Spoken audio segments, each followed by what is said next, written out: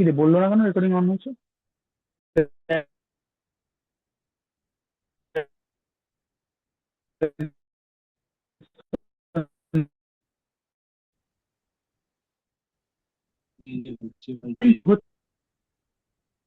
না, ওখানে রেখে তৈরি করবো না, বেরোবো পরে।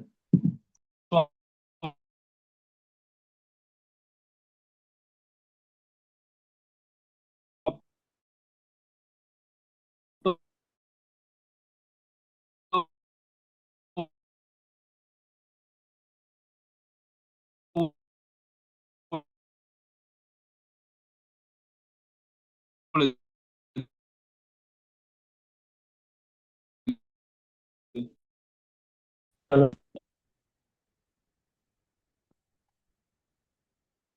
হচ্ছে বোধহয় রেকর্ডিং।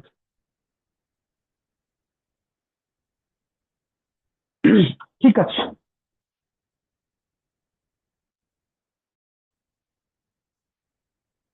হ্যাঁ, রেকর্ডিং হচ্ছে, ঠিক আছে।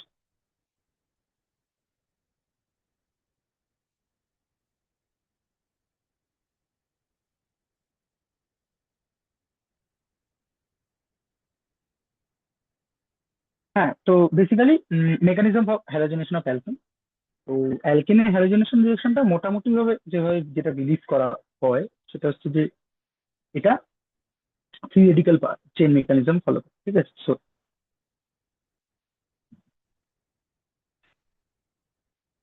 you can write that halogenation of alkene is believed, কি হয়েছে তোর, মিয়াও মিয়াও করছিস কেন? Believe to proceed via free radical mechanism, free radical mechanism. তো যে কোনো ফ্রি রেডিক্যাল মেকানিজমের যে মানে দুটো মেজর স্টেপ হয়, অ্যাকচুয়ালি তিনটে মেজর স্টেপ হয়, ঠিক আছে। ফার্স্ট হচ্ছে, তো three major step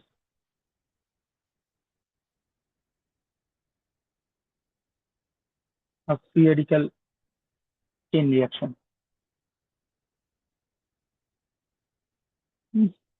free radical reaction are always a chain reaction, because খেয়াল করে দেখ যে ফ্রি রেডিক্যাল যখনই হবে না, তো যদি এটা ক্যাটায়ন, কার্বো ক্যাটায়ন বা কার্বো অ্যানায়ন হয়, তাহলে ওর ও কার সাথে বাইন্ড করতে পারে সেটা অনেক বেশি লিমিটেড হয়ে যাবে। যে কার্বো ক্যাটায়ন সে একটা একটা নেগেটিভ সেন্টার তার লাগবে, অ্যান্ড কার্বো অ্যানায়ন হলে তার একটা পজিটিভ সেন্টার লাগবে।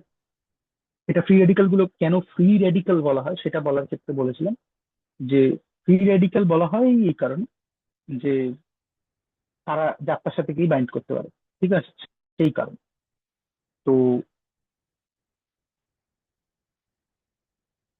যখনই এরকম হবে, এই ফলে ফ্রি রেডিক্যাল একবার তৈরি হলে পরে সেটা বাই ডিফল্ট চেইন রিয়াকশনের দিকে যাবে। হ্যাঁ, মানে একটা ফ্রি রেডিক্যাল রিয়াক্ট করবে, ইভেনচুয়ালি সে প্রোডাক্টে আরেকটা ফ্রি রেডিক্যাল জেনারেট করবে, দ্যাট ফ্রি রেডিক্যাল আবার প্রসিড করবে and so on so forth, ঠিক আছে। তো এখানেও তাই থাকবে। সো তিনটে স্টেপ কি কি? ফার্স্ট স্টেপ হচ্ছে, আমরা বলবো তাকে চেইন ইনিশিয়েশন, ঠিক আছে।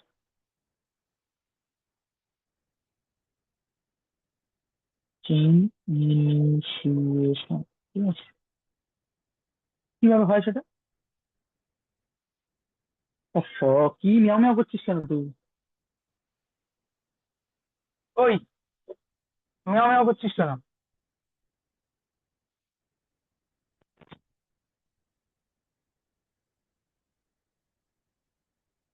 মিয়াও মিয়াও করছিস কেন? কোথাও একটা গিয়ে বসে শুয়ে থাক। কোথায় শুবি? চেয়ারে শুবি?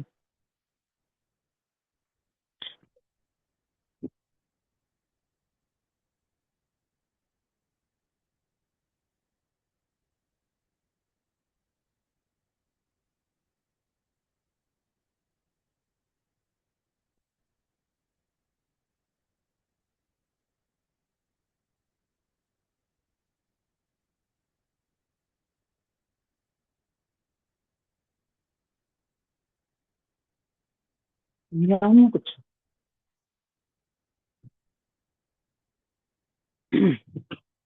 যাই হোক, হ্যাঁ X2, এই X2 basically photochemically, either heat or photochemically এটা হোমোলাইটিক ক্লিভেজ হয়। হোমোলাইটিক ক্লিভেজ হলে 2x ডট তৈরি করবে। হুম, এটা হচ্ছে চেইন ইনিশিয়েশন, সেকেন্ড স্টেপ।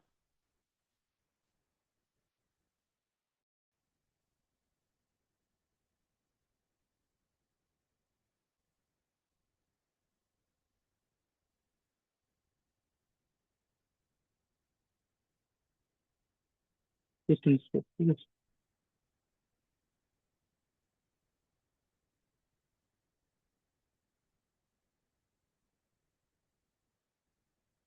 সেটা হচ্ছে আমার অ্যালকেনটা আছে, যে সেকেন্ড স্টেপটার নাম হচ্ছে চেইন প্রোপাগেশন। এই কি হয়েছে, মিয়াও মিয়াও করছিস কেন ভাই? এদিকে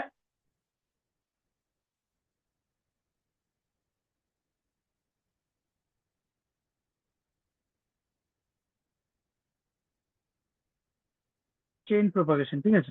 চেইন প্রোপাগেশনে কি হয় যে, আরে মিয়াও মিয়াও মিয়াও করে যাচ্ছে তখন থেকে। আমি একবার তুলে নিয়ে গেছি, তুলে নিয়ে গিয়ে চেয়ারে বসিয়ে দিলাম, তাও দেখছি মিয়াও মিয়াও করে।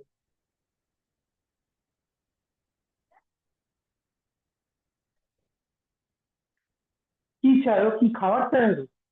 তাহলে আমি তো মাংস ভাত খেয়েছি।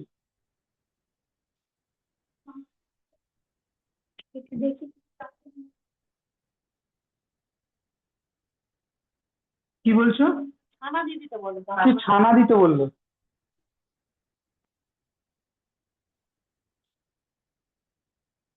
এর ভেতরে শোনা যাচ্ছে?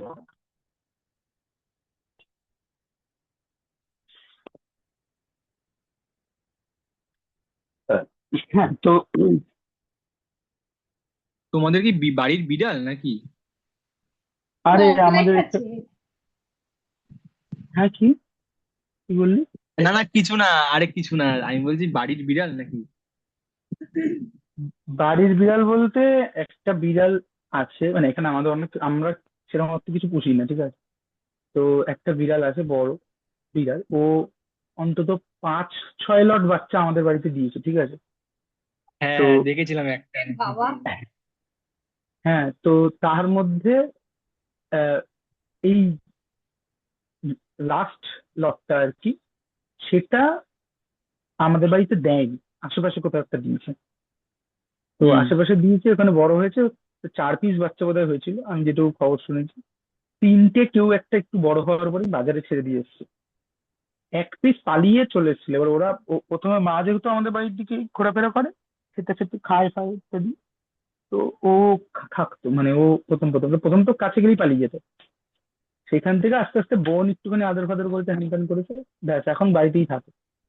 হ্যাঁ, মানে বাইরে, মানে বেঁধে ফেঁধে রাখা নয়, বাইরে যায়, বাড়িতে থাকে, যা ইচ্ছে করে। হুম হুম, তো বুঝতে পেরেছি, হ্যাঁ। হুম, ওইটাই আর কি। তো এটা এটা কি মাটা নাকি? না না, মাটা না, বাচ্চাটাই। খিদা পেয়েছে ও মনে হয়, ও, এই জন্য আচ্ছা। বোনের ঘরের দরজার সামনে গিয়ে মিয়াও করছে।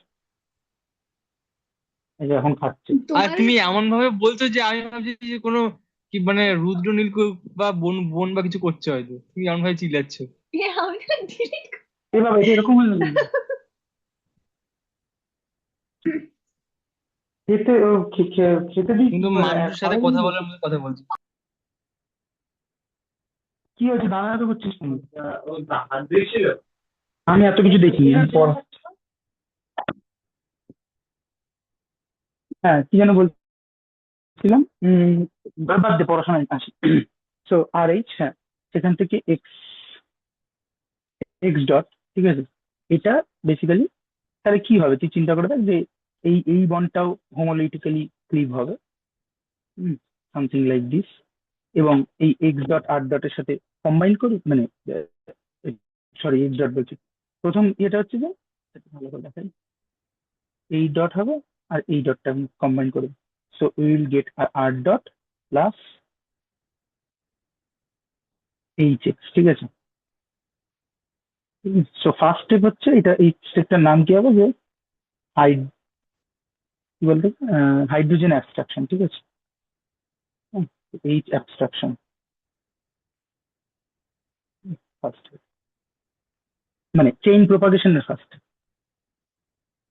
দেন এই যে আট ডটটা তৈরি হলো, এই আট ডটটা তো বসে থাকবে না, এই আট ডটটা গিয়ে আরেকটা এই যে X2, এটা মানে একবার তুই ফটোকেমিক্যালি যদি এটাকে ইনিশিয়েট করে দিতে পারিস দেন ওটা অটোমেটিক্যালি হতে থাকবে। হ্যাঁ, তো এই আট ডট গিয়ে আবার এখানে পড়বে, এখানে এটা পড়বে, এর মাথায় এটা পড়বে, so will get R X plus of X dot, ঠিক আছে। Hmm, and so on so forth, so on so forth, ঠিক আছে, চলতে থাকবে। হুম, সো এবং এই জন্যই ফ্রি রেডিকাল রিয়াকশন গুলো খুব ডেঞ্জারাসও।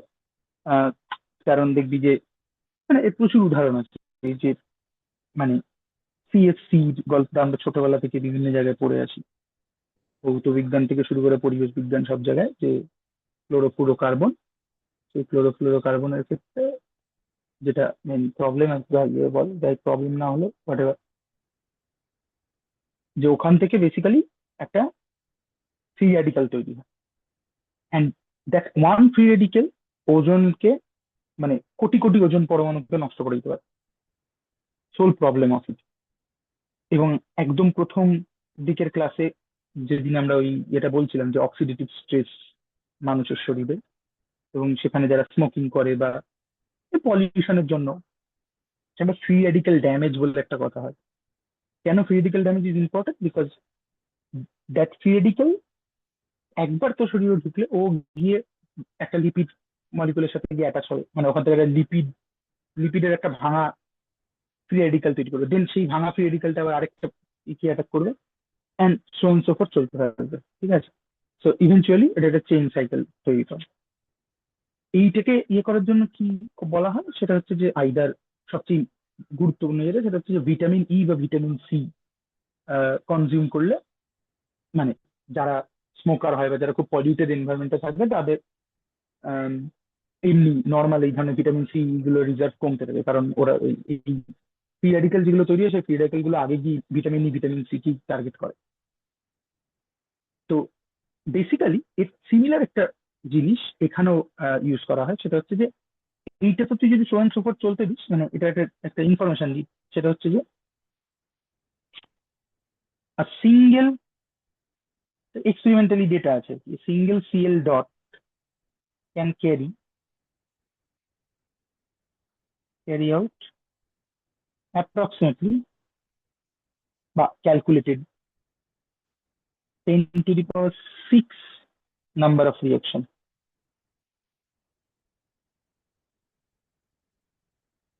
ঠিক আছে। কেন? তার কারণ হচ্ছে যে খেয়াল করে দেখ যে তুই এই একটা এক্স ডট যে দিবি, এটা ইভেনচুয়ালি রিয়াকশনের শেষে গিয়ে সেটা এক্স ডটটা আবার তুই জেনারেট করে ফেলছিস, ঠিক আছে। তো একটা সিএল ডট তৈরি করতে পারলে ও প্রচুর রিয়াকশন করে দিবে রিয়াল। তাহলে আমরা চেইন ইনিশিয়েশন দেখলাম, চেইন প্রপাগেশন দেখলাম, নাও দ্য লাস্ট স্টেপ ইজ, যেটা খুব ইম্পর্টেন্ট, নাহলে রিয়াকশনটা অনন্তকাল ধরে চলতে থাকবে বা বাজে বাই প্রোডাক্ট তৈরি করবে, ঠিক আছে। মানে ধর, যদি দুটো অপশন হতে পারে, একটা হচ্ছে যে যদি এই পার্টিকুলার ফ্রি রেডিক্যাল রিয়াকশনটার ক্ষেত্রে product is less stable then, মানে product is less reactive then substrate হয় বা রিয়াক্টেন্ট হয়, তাহলে প্রথমে যতক্ষণ রিয়াক্টেন্ট বেঁচে থাকবে ততক্ষণ ফ্রি রেডিক্যালটা রিয়াক্টেন্টেই রিয়াকশন করবে। বাট যেই রিয়াকশনটা শেষ হয়ে যাবে তখন তার কাছে উপায় নেই, কিন্তু ফ্রি রেডিক্যাল সে যার সাথে যুক্ত করে সে গিয়ে প্রোডাক্টে অ্যাটাক করবে। সো তোর হয়তো দরকার মনোক্লোরিনেশন প্রোডাক্টটা, কিন্তু তুই পাবি বাই ট্রাইক্লোরিনেশন প্রোডাক্ট, ঠিক আছে। তাহলে তোকে রিয়াকশনটা থামাতে হবে কোথাও একটা, ঠিক আছে। তো থার্ড স্টেপটা হচ্ছে বেসিক্যালি কি হবে বল? হুম, থার্ড স্টেপ হচ্ছে চেইন টার্মিনেশন, ঠিক আছে, টার্মিনেশন। এই টার্মিনেশন কি কি দিয়ে করা যেতে পারে? একটা অপশন হচ্ছে যে পিওর অক্সিজেন গ্যাস, ঠিক আছে। কেন? কারণ অক্সিজেন গ্যাসের তুই যদি মলিকুলার অরবিটাল দেখিস, হ্যাঁ, তাহলে তুই দেখতে পাবি যে ওর, মানে আমি এখানে ডিটেলে লিখছি না, মলিকুলার অরবিটাল সেই মনে আছে 11-12 যে করানো হতো। হুম হুম। হুম। তো সেই যে অক্সিজেন গ্যাসের মলিকুলার অরবিটাল যদি তুই দেখিস, মনে আছে তার?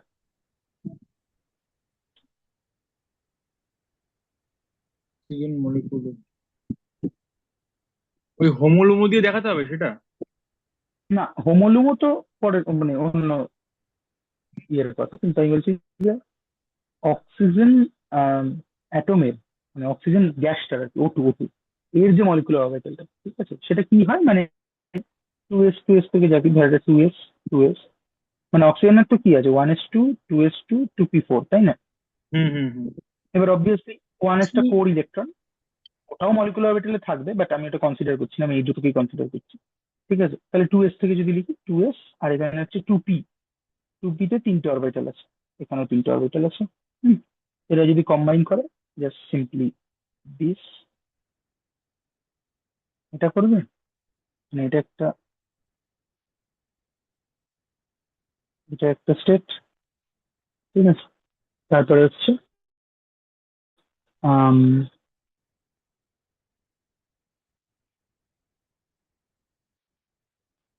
এটা করবে,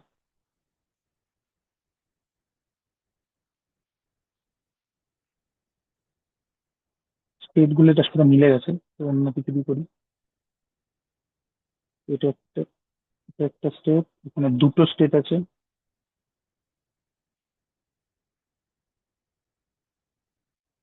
এখানে দুটো স্টেট আছে, এখানে একটা স্টেট, এবং এখানে একটা স্টেট, ঠিক আছে। নামগুলো কি হবে, এই 2s থেকে হচ্ছে 2s অরবিটাল সিগমা বন্ড করে, তাহলে এটা হচ্ছে যে σ2s, হচ্ছে σ*2s, মানে অ্যান্টি বন্ডিং এটা। আচ্ছা, এইখানে কি কি আছে, px py আর pz, যদি জেড অ্যাক্সিস থেকে বন্ড ফর্মিং অ্যাক্সিস ধরি, তাহলে pz টাই একমাত্র সিগমা করতে পারে, ঠিক আছে। তাহলে এইটা হচ্ছে তোর basically, this will be σ2pz, এটা হবে σ2pz স্টার। আর এইগুলো হচ্ছে, তাহলে যদি pz টা বন্ড ফর্মিং অ্যাক্সিস হয়, তাহলে py আর px কে পাই বন্ড করতে হবে, so this will be π2px π2py, এই দুটো ডিজেনারেট হবে, অর্থাৎ এনার্জি সেম। আর এটা হবে পাই স্টার মানে অ্যান্টি বন্ডিংটা 2px π*2py, ঠিক আছে। এবার অক্সিজেন মলিকুলে কটা ইলেকট্রন আছে, 1s টা ধরিস না, কারণ আমরা এখানে 1s টাকে লিখিনি, ফলে এখানে দেখ 6টা, তাহলে অক্সিজেন মলিকুলের ক্ষেত্রে 6 6 12টা হবে। তাহলে 12টাকে যদি আমি বসাতে চাই, 1 2 3 4 5 6 7 8 9 10 11 12, ঠিক আছে। এইটা হচ্ছে আমার ইন্টারেস্টিং পয়েন্ট, এই যে দুটো আনপেয়ার্ড ইলেকট্রন, ঠিক আছে। এই কারণেই, তোরা জানিস কিনা জানি না, অক্সিজেন গ্যাস গ্যাস অবস্থায় থাকলে, যদিও সেটা ডায়াম্যাগনেটিক, অর্থাৎ চুম্বক দ্বারা আকৃষ্ট হয় না, বরং খানিকটা রিপেল করে, কিন্তু লিকুইড অক্সিজেন বা সলিড অক্সিজেন কিন্তু হাইলি প্যারাম্যাগনেটিক। হ্যাঁ, কারণ আনপেয়ার্ড ইলেকট্রন আছে এখানে। এই যে আনপেয়ার্ড ইলেকট্রন, ঠিক আছে, এটা জানতিস যে অক্সিজেন সলিড এবং হুম হুম হুম। হ্যাঁ, এটার কারণটা এইটা। হ্যাঁ, গ্যাসিয়াস স্টেটে থাকলে পরে ওদের থার্মাল ফ্লাকচুয়েশনটা এত বেশি হয় যে, ওই মানে এটা র্যান্ডম ডিস্ট্রিবিউশনে থাকার ফলে, যদিও ইন্ডিভিজুয়াল অক্সিজেন মলিকুলের ম্যাগনেটিক মোমেন্ট থাকবে, বাট ওভারঅল ডিস্ট্রিবিউশনটা নেট ম্যাগনেটিক মোমেন্ট 0 হয়ে যাবে, ঠিক আছে।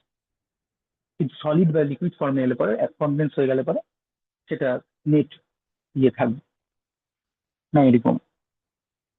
এবার এই দুটো ইয়ের জন্য, ইলেকট্রনের জন্য অক্সিজেনের একটা খুব প্রমিনেন্ট ডাই রেডিক্যাল ক্যারেক্টার আছে, যে কারণে অক্সিজেন কিন্তু খুব ভালো অ্যান্টিব্যাকটেরিয়াল, ঠিক আছে। হ্যাঁ, খুবই ভালো অ্যান্টিব্যাকটেরিয়াল। কেন? তার কারণ হচ্ছে, খেয়াল করে দেখ, যে তুই যদি অক্সিজেন লিখিস অ্যাজ ও, আমাদের অক্সিজেনের এই বন্ডটা দেখে আমরা অভ্যস্ত, তাই না? হুম হুম। হুম, এটা, কিন্তু এটা যদি তুই চিন্তা করে দেখিস যে এইখানে যে 2p z স্টার 2p, এই দুটো হাফ ফিল হয়ে আছে। এইটার আরেকটা ইম্পর্টেন্ট লুইস ডট স্ট্রাকচার কিন্তু এটাও, ডাই রেডিকাল। ঠিক আছে, অর্থাৎ এই ডাই রেডিকাল ক্যারেক্টারটা খুব গুরুত্বপূর্ণ হবে। সো অক্সিজেনকে তুই যদি কোনো একটা ফ্রি রেডিকাল ধর, এই সিএল ডট তৈরি হলো, এই সিএল ডটটাকে তুই ট্র্যাপ করতে চাইছিস, চেন প্রপাগেশনটাকে থামাতে চাইছিস, তাহলে যদি এখানে অক্সিজেন সাপ্লাই করিস, এই ডটটা এই ডটটা এ দেবে এ দেবে, ইভেনচুয়ালি সামথিং লাইক এটা তৈরি করবে। হুম। বা যদি আচ্ছা, আর অক্সিজেন ডটটা, কি এইরকম মানে একটা অক্সিজেন অণু কি এরকম ভাবে রেডিকেল রেডিকেল আকারে থাকবে মানে মানে খুবই তো না আনস্টেবল হবে প্রথম, এটা নাকি? না না, প্রথম কথা হচ্ছে যে অণু কি এইরকম আকারে থাকে? তাও তো না। অণু অণু না এগেইন, আমি না না আমি বলছি অণুটা তো থাকবে, সেটা তো অণুটা ওরকম ভাবে না হ্যাঁ থাকলেও অণু তো থাকবে। হয়তো। এবার তুই চিন্তা করে দেখ, যেহেতু ওর মধ্যে দুটো হাফ ফিল্ড অরবিটাল রয়েছে, ফলে অক্সিজেনের একটা ডাই রেডিকাল ক্যারেক্টার থাকবে। অর্থাৎ অক্সিজেনের একটা বন্ড খুব সহজে এরকম কনসেন্ট্রেটেড হয়ে যেতে পারে। বুঝতে পারছি? একটুখানি আরেকবার একটু বললো মানে। আমি বলছি যে, আচ্ছা ধর রেজোনেন্স তো পড়েছিস। হুম। হ্যাঁ, এবার ধর রেজোনেন্সের ক্ষেত্রে আমরা আমরা কি বলি, যেমন ধর এই এক্সাম্পলটা এইটা ক্লোরোবেনজিন। ক্লোরোবেনজিন SN1 এবং SN2 দুটোই করে না। ঠিক আছে, কোনোটাই করে না। কেন? তার কারণ হচ্ছে SN2 করতে পারবে না, তার কারণ হচ্ছে যে এই ব্যাক সাইড থেকে অ্যাটাক করতে গেলে পরে এখানে হিউজ ইলেকট্রন ডেন্সিটি করেসপন্ডিং নিউক্লিওফাইলটাকে রিপেল করবে। ঠিক আছে, SN1 করতে পারবে না কেন? কারণ একটা হচ্ছে যে যদি এই সিএলটা বেরিয়ে যায়, তাহলে যে কার্বোক্যাটায়নটা তৈরি হবে সেটা একটা ফিনাইলিক কার্বোক্যাটায়ন, যেটা হাইলি আনস্টেবল। তার কারণ বলেছিলাম কার্বোক্যাটায়ন পড়ার সময়। SN1 এর একটা কারণ বললাম, SN2 এর একটা কারণ বললাম, কিন্তু একটা কারণ আছে যেটা মোস্ট প্রমিনেন্ট কারণ, এবং যেটা এই দুটোর ক্ষেত্রেই সত্যি। মানে তুই এরকম এক্সাম্পল পেয়ে যাবি যেখানে নিউক্লিওফাইলটা একদম ব্যাক সাইড অ্যাটাক অ্যাচিভ করতে পারছে না, বাট স্টিল SN2 হচ্ছে। তাহলে এখানে কেন পারলো না? ঠিক আছে, এখানে পারলো না তার কারণটা হচ্ছে যে এই যে সিএল বন্ডটা তুই বলছিস, এই সিএল বন্ডটা তুই দেখাচ্ছিস single bond, but it is not a true single bond, because এই সিএল এর মাথার লোন পেয়ারটা এখানে ডোনেট হয়ে রেজোনেন্স হতে পারে, যেখানে একটা বা দুটো ক্যানোনিক্যাল ফর্ম থাকবে, অ্যাকচুয়ালি দুটো না তিনটে ক্যানোনিক্যাল ফর্ম থাকবে, যেখানে সিএল এর সাথে এই বন্ডটা ডবল বন্ড। তার মানে কি? তার মানে হচ্ছে অ্যাকচুয়াল মলিকুলের ওখানে যে সিএল কার্বন বন্ডটা আছে, ওই বন্ডটা টু সাম এক্সটেন্ট মানে অ্যাটলিস্ট একটা সিঙ্গেল বন্ডের থেকে বেশি স্ট্রেংথ। ঠিক আছে, ফলে ওটা সহজে ভেঙে বেরোবে না। সো গোটা কনসেপ্টটাই এটা, যে এইখানে যখন এই জিনিসটা আছে, তার মানে হচ্ছে অক্সিজেন মলিকুলটার একটা ডাইরেডিক্যাল নেচার থাকবে। এটার মানে এটা নয় যে সে সবসময় ডাইরেডিক্যাল হয়ে বসে আছে। ক্যানোনিক্যাল ফর্মটা দুটো হাইপোথেটিক্যাল স্ট্রাকচার, হুম হুম।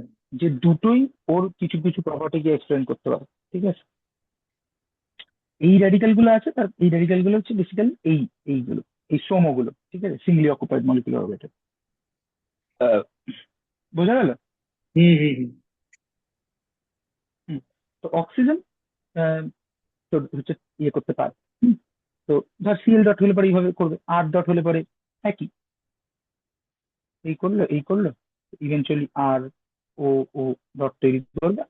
এবার এটাও ফ্রি রেডিক্যাল, বাট এই ফ্রি রেডিক্যাল গুলো অনেক বেশি, অনেক মানে কি বলবো, লেস রিয়াক্টিভ, কারণ এগুলো পারঅক্সি ফ্রি রেডিক্যাল।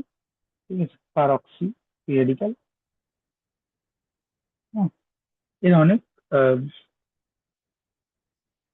মানে কি বলবো, লেস রিয়াক্টিভ।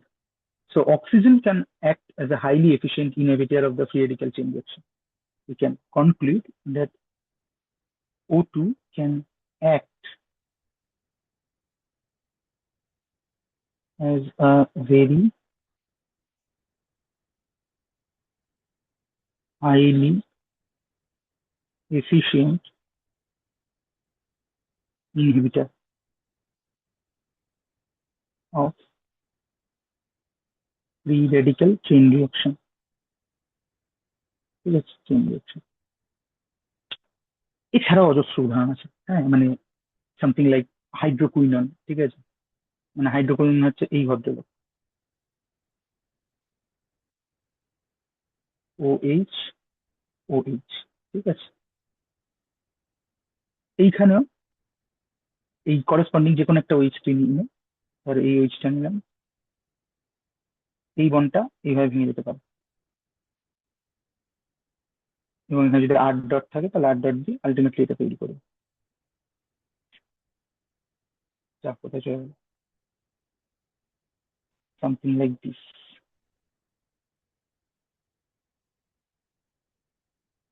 অক্সিজেন পিরিয়ডিক্যাল,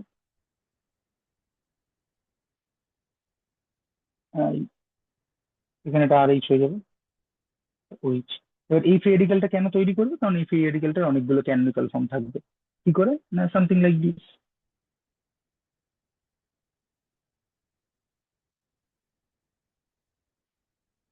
এখানে একটা ওইচ আছে ধর, সামথিং লাইক দিস, এটা এখানে ডোনেটেড হলো। হ্যাঁ, তো এই যে ডবল বন্ডটা আছে, এই ডবল বন্ডের একটা এখানে খুলে গেল, একটা এটা, একটা খুলে গেল, আরেকটা এইখানে পড়লো, এরও একটা খুলে গেল, এইটা এখানে খুললো, এর এইখানে একটা খুললো, এর এখানে একটা খুলে গেল। সো আরেকটা আর এসে এর সাথে কম্বাইন করতে গেল, ইভেনচুয়ালি তুই একটা এটা পেয়ে গেল।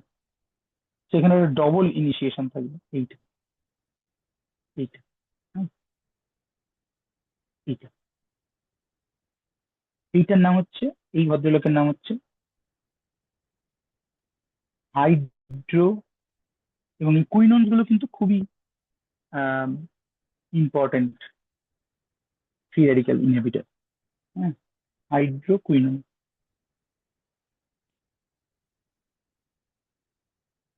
কুইনন, ঠিক আছে। অ্যান্ড এই ভদ্রলোকের নাম হচ্ছে সেমি কুইনন।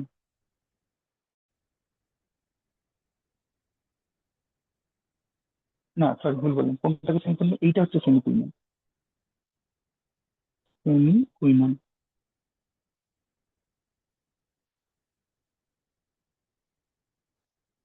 Semi quinone. আর ফাইনালি এইটা হচ্ছে কুইনন। এগুলো মানে অর্গানিক রেড অক্সিডেশনে খুব ইম্পর্টেন্ট, বাট আমরা এখানে এটা পড়ছি না, জাস্ট লিখলাম বলে লিখে দিচ্ছি কুইনন, ঠিক আছে। This are the things.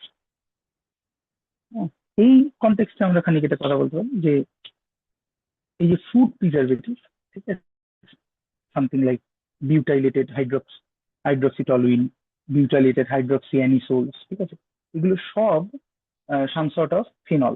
দেখুন হাইড্রোকুইননও কিন্তু একটা ফেনল, খেয়াল করে দেখ, ফেনল চিনি তো আমরা। হ্যাঁ, অ্যালকোহল একটা। না, phenol is not alcohol, phenol is not an alcohol. কেন আচ্ছা, অ্যালকোহল বললি কেন? ওই ওএইচ গ্রুপটা রয়েছে। হ্যাঁ, তাহলে কেউ তোকে এটা শিখিয়েছে সামহাউ, যে এটা ফিনাইল রিং আর তার সাথে ওইচ রেখেছে, তাহলে হচ্ছে ফিনাইল, তাই এটার নাম ফেনল, তাই তো। হ্যাঁ, মানে ওএইচ গ্রুপে তো অল, মানে ওই নোমেনক্লেচারের সময় তো ওরকমই পড়েছিল। হ্যাঁ ঠিক, কিন্তু এটা অ্যালকোহল নয়। অ্যালকোহল হতে গেলে অ্যাল, এই অ্যাল পার্টটা আসছে অ্যালকিল গ্রুপ থেকে, alkyl group plus ol, alcohol, ঠিক আছে। Hmm, hmm. This is not alcohol. Phenol নামটা কোথা থেকে আসছে? ফেনল নামটা এখান থেকে আসছে। ফেনল তুই যদি লিখিস, I want to grab your attention at this thing, enol. Enol কি জিনিস জানিস? হ্যাঁ, ভুলে গেছি রে। সামথিং, এটা শুনেছিস কিনা জানি না। কিটো এনল টটোমারিজম, হুম, হুম। ঠিক আছে, টটোমারিজম। তো নিশা শুনেছিস কিটো এনল টটোমারিজম?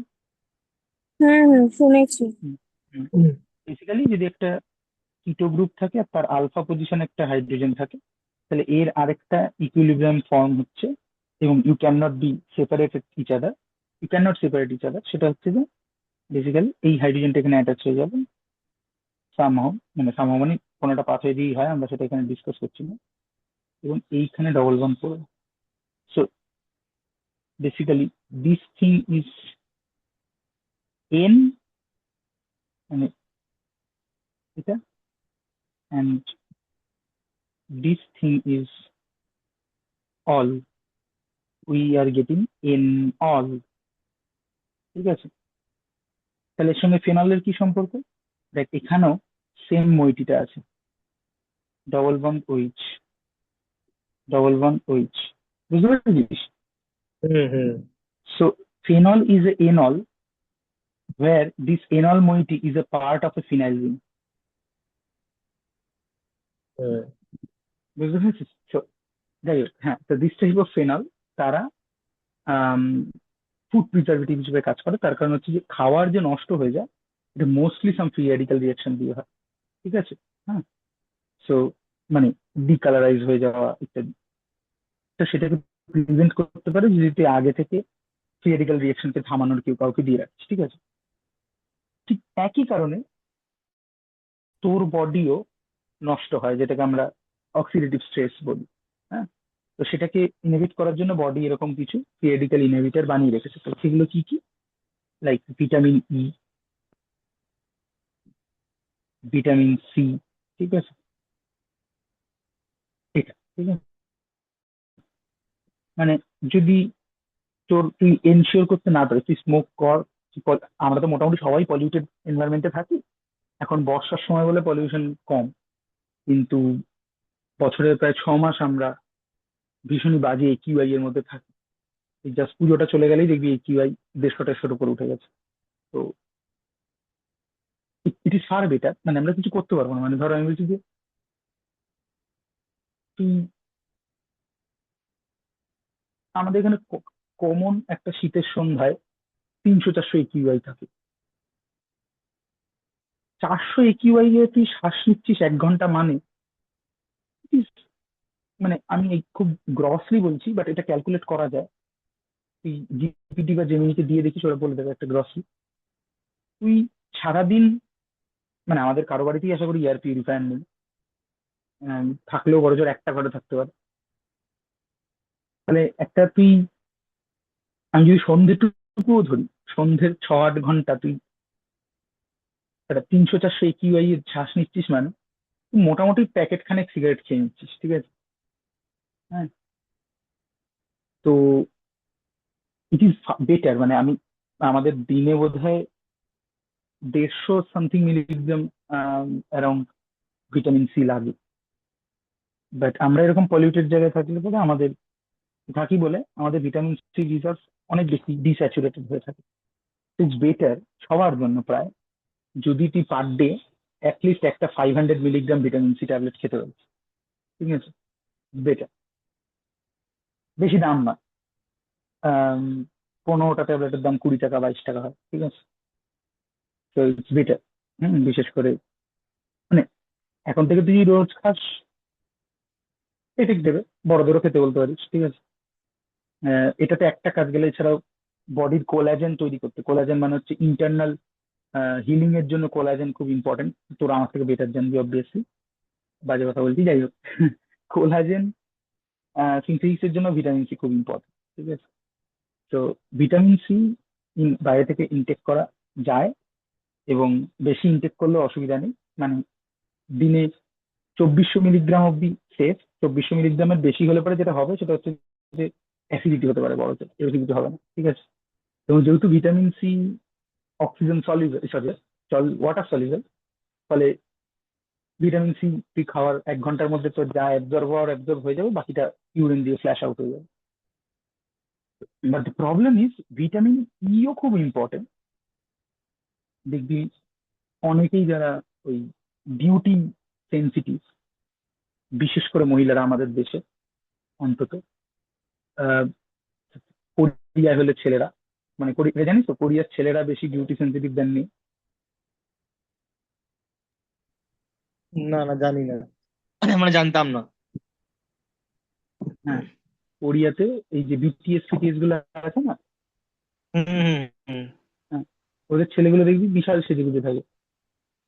হুম কারণ ওদের সোসাইটিতে শোনো, ওই ছেলেরা সেজে গুজে থাকছে, এটা কিসের আওয়াজ হচ্ছে? কি করতে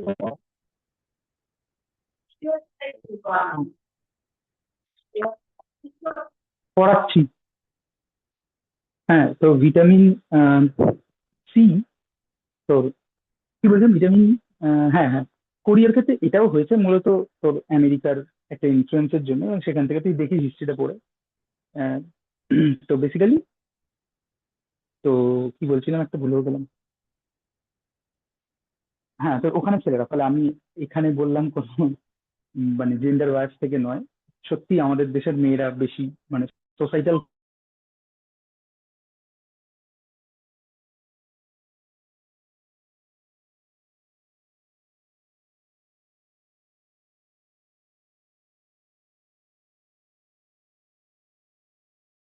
কারণেই বেশি ভালো। এই ভিটামিন ই যে একটা সবুজ রঙের ক্যাপসুল পাওয়া যায়, সেটা মুখে ঢুকে মাখ। হ্যাঁ, ভিটামিন সির ক্যাপসুল ডিরেক্টলি খেতে নেই, তার কারণ হচ্ছে যে মানে যদি না প্রুভেন ডেফিসিয়েন্সি থাকে, তাছাড়া খেতে নেই। তার কারণ হচ্ছে ভিটামিন ই হচ্ছে ফ্যাট সলিউবল। ঠিক আছে, মানে তুই যদি স্ট্রাকচার দেখিস তাহলেই বুঝতে পারবি। ভিটামিন ই, বাবা সি বলছিলে, vitamin E, vitamin E structure হচ্ছে এটা।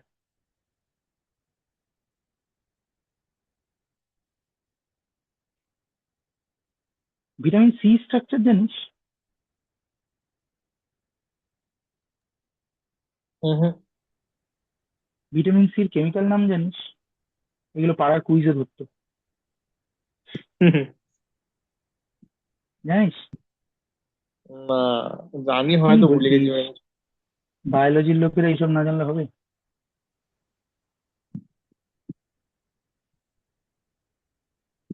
বায়োলজির লোকেদের এসব জানতে হবে তো। হুম, সেটাই।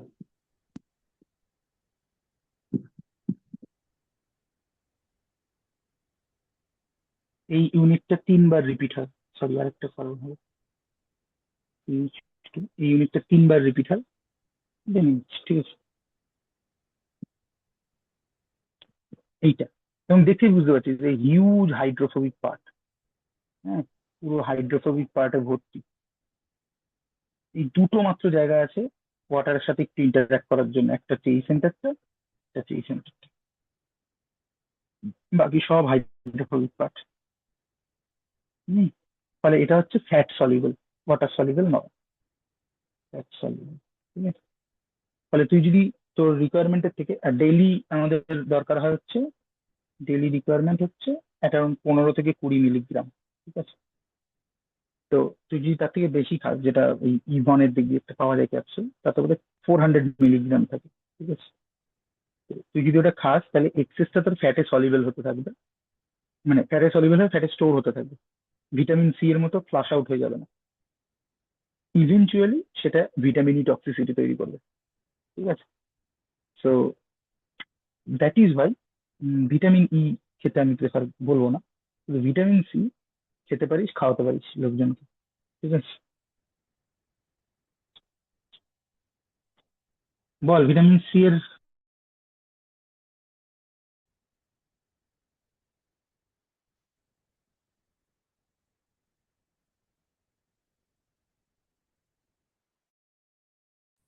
কি ভিটামিন সি এর কি? Chemical name. হ্যাঁ। তবে ভিটামিন ই মানে যারা বিউটি চাস মুখের, তারা মাঝে মধ্যে মানে একটা সপ্তাহে একদিন ওই ভিটামিন ই ক্যাপসুল মুখে মাখতে পারিস। তাতে যেটা হবে যে পলিউশন নেই, যে ফ্রি র্যাডিক্যাল গুলো মুখে অ্যাবজর্ব করে, সেইগুলো নিউট্রালাইজ হবে। ঠিক আছে, স্কিন অনেক বেশি ফ্লাফি হবে অ্যান্ড অল দ্যাট। ঠিক আছে, এটা মজার ব্যাপার বলি, এটা হচ্ছে যে মানে আমার মতো একটা লোককে যদি আমাকে চাইতে হয় যে, মানে অনেকে জ্ঞান দেয় অনেক রকম, ঠিক আছে, মজার জ্ঞান হচ্ছে যে ধর, আমার বহুদিন ধরেই চুল পড়ছে, কিন্তু এখন আমি টাক হয়ে যাইনি, কেন কে জানে, কিন্তু চুল পড়ছে, হয়তো আরো 5 বছর পর হবে। তো অনেকে আমাকে বলে টাক পড়ে যাচ্ছে অমুক তমুক, এই তেল মাখ ওই তেল মাখ, একটাও কাজের কাজের কাজ করে না। কিন্তু কি মাখলে 6 মাসের মধ্যে টাকে চুল বাজাতে পারে সেটা আমি জানি। এরকম হচ্ছে বিউটির ক্ষেত্রে ব্যাপারটা। ঠিক আছে, যে অনেক কিছু মাখে লোকজন, এই সিরাম ওই সিরাম, এটা ওটা সেটা, অথচ খুব ইজিলি 3-4টে জিনিস ফলো করলে অনেক বেটার ফেস গ্লো পাওয়া যেতে পারে। আমি সব বলছি না, ঠিক আছে, but one of them is taking vitamin C. Vitamin C orally নেওয়ার আরো অনেক গুণ আছে, তার মধ্যে একটা ভিটামিন সি পার ডে নেওয়া, আর একটা হচ্ছে ভিটামিন ই সপ্তাহে একদিন ফেসে অ্যাপ্লাই করা। ঠিক আছে, স্কিন ফ্লাফি হবে, একটা ইনহারেন্ট গ্লেজিনেস তৈরি হবে। ঠিক আছে, যাই হোক পরে। বাট ভিটামিন ই মুখে খেতে যাস না, মানে ওরাল ইনটেক করতে যাস না until unless it is required. Vitamin C এর বিজ্ঞানসম্মত নাম হচ্ছে, মানে কেমিক্যাল নেম হচ্ছে অ্যাসকর্বিক অ্যাসিড। অ্যাসকর্বিক অ্যাসিড, এবং তার স্ট্রাকচার হচ্ছে, স্টিরিওকেমিস্ট্রি ছাড়াই লিখছি আমি, ঠিক আছে, এটা হচ্ছে 5 number ring, double bond OH, OH, double bond OH, OH. ঠিক আছে, এটা অ্যাসকর্বিক। এতগুলো ওইচ আছে, দেখ কতগুলো হাইড্রোফিলিক পার্ট, এটা, এটা, এটা, এটা, এটা, ইভেন এটা। তার এগেনস্ট হাইড্রোফোবিক পার্টটা প্রায় কিছুই নেই, ফলে এই জন্যই ভিটামিন সি ওয়াটার সলিউবল। ঠিক আছে, এবং খেয়াল করে দেয় যে এই ভিটামিন সি এবং ভিটামিন ই দুজনেই ফ্রি রেডিকেল ইনহিবিট করে, সেখানে সেই সূত্রেই বলা যে প্রত্যেক কটাতে এই এনল স্ট্রাকচারটা আছে।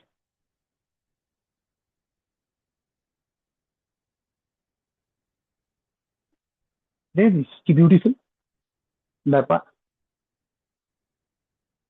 ভীষণ বিউটিফুল ব্যাপার, হুম। ঠিক আছে?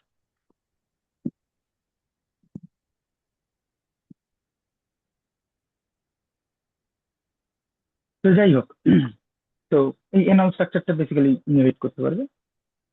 ফরগেট অ্যাবাউট ইট, আমরা এগোই। সেটা হচ্ছে যে, আচ্ছা কটা বাজলো, 1টা 4। বলিস কতক্ষণ পড়বি? তুমি হুম, মোটামুটি কতক্ষণ পড়াবে বলো? মানে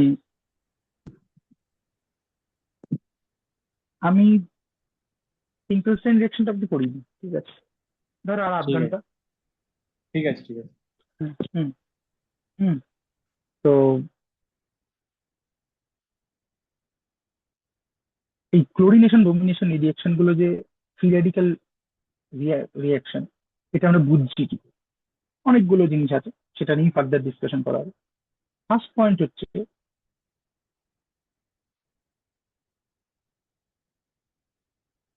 যে দ্য রেট অফ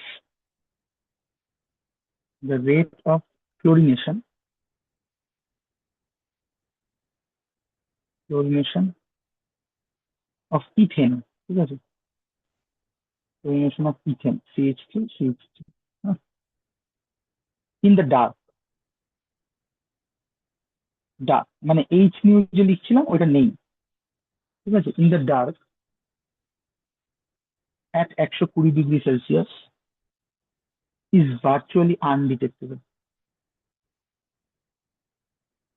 মানে রিয়াকশন হচ্ছেই না। ঠিক আছে, রিয়াকশন রেটটাকে তুই ডিটেক্ট করতে হচ্ছে। বাট এইখানে যদি তুই এইচ নিউটা নাও দিস, কিন্তু বাইরে থেকে একটা free radical initiator this, such as lead tetra ethyl, this is lead tetra ethyl. এটা যদি তুই দিস, এটা কি বললাম, এটা হচ্ছে একটা free radical initiator, free radical initiator. এটা যদি তুই দিস, তাহলে ওই ডার্কেও এইচ নিউ প্রেজেন্স ছাড়াও যে রিয়াকশনটা ভার্চুয়ালি আনডিটেক্টেবল ছিল, সেই রিয়াকশনটা মানে স্টার্ট হয়ে যায়। হুম। এবং সেটা স্টার্ট হয় না, সেটা এক্সট্রিমলি র্যাপিড রিয়াকশন। ঠিক আছে। হ্যাঁ। তো with lead tetraethyl, the rate of the reaction is extremely rapid. Yes, extremely rapid. কেন? তার কারণ কিছুই না, লেড, তাই তো বেসিক্যালি সিএইচ টু সিএইচ, এটা এটা ইভেনচুয়ালি তোকে এই ফ্রি রেডিক্যালটা দেবে, অর্থাৎ একটা ফ্রি রেডিক্যাল ইনিশিয়েট করে দেবে। ফ্রি রেডিক্যাল ইনিশিয়েট করলে তো বাকি গেল, আর ওইদিকে তাকিয়ে লাভ নেই। ঠিক আছে। Hmm. So this is it. Hmm. Stereochemistry পার্টটা নিয়ে পরের দিন কথা বলবো। আজকে যে পার্টটা বলি সেটা হচ্ছে যে, এই যে আমরা বলছিলাম যে ফ্রি রেডিক্যাল রিয়াকশনটা হচ্ছে, তার বেসিক যে স্টেপটা, স্টেপটা আমরা কি বললাম যে,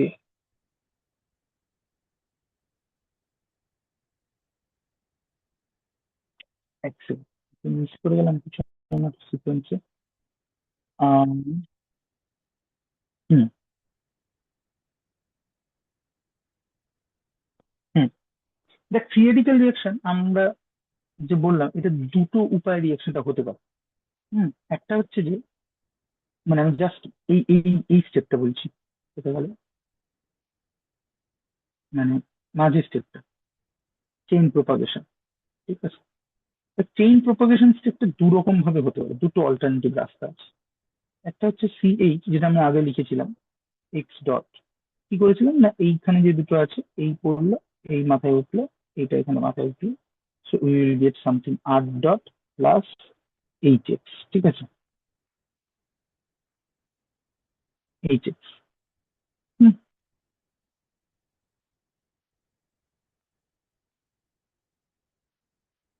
এবং ইভেনচুয়ালি এই আর ডট আরেকটা এক্স এক্স এর সাথে রিয়াকশন করবে, করে এক্স ডট ফিরিয়ে দেবে, প্লাস আর এক্স তৈরি করবে। এটা একটা ফার্স্ট প্রপোজিশন, মানে ফার্স্ট অল্টারনেট লিখলাম, বা ওয়ান অফ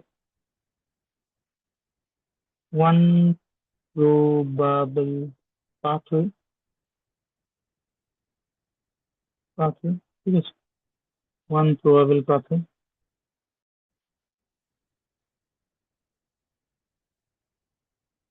আরেকটা পাথওয়ে কি? আরেকটা পাথওয়ে হচ্ছে যে, খেয়াল করে দেখ, এটা তো এরকম হতে পারে, আর H plus x dot,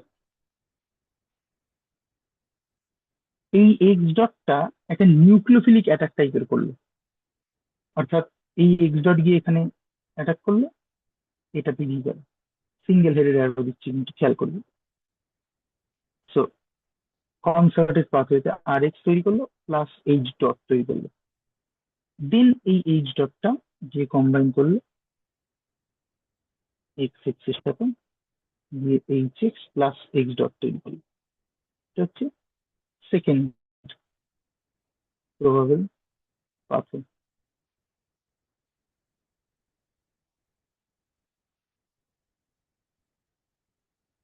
second probable pathway. এখন প্রশ্ন হচ্ছে কোন পাথওয়েটা অ্যাকচুয়ালি হচ্ছে, সেটা আমি কি করে ডিটেক্ট করবো? Is there any way to conclusively conclude যে এটাই হচ্ছে, ওটা হচ্ছে না? মানে যে কোনো কি একটাই পথ হবে, মানে দুটো পথেই মানে হয়তো হচ্ছে, এমনও তো হতে পারে। আহ, হতেই পারে, বাট আমি বলছি যে আমি কি সেটাই বা কনক্লুড করবো কি করে? হুম।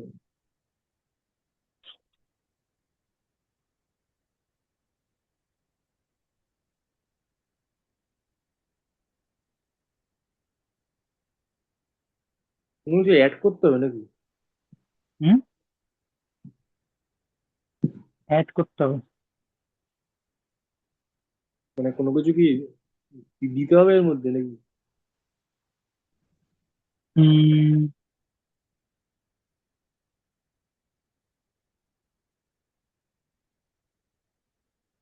মানে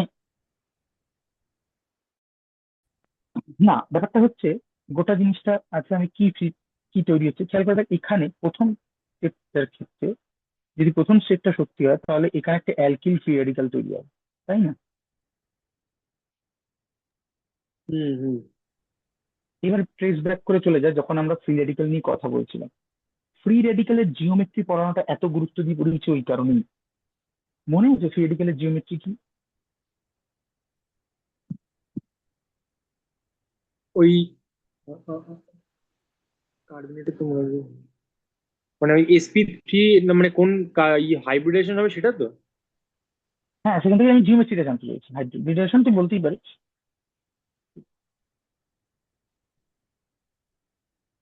sp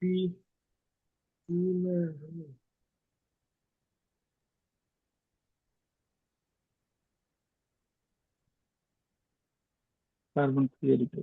ওটা তুমি ভাগ করে দিয়েছিলে যে একটার ক্ষেত্রে sp2 হবে আর একটা ক্ষেত্রে sp3 sp2 এরকম ভাবে হবে। হ্যাঁ হ্যাঁ, এইটাই এইটাই এইটাই এইটাই এইটাই ছিল। হুম, হুম,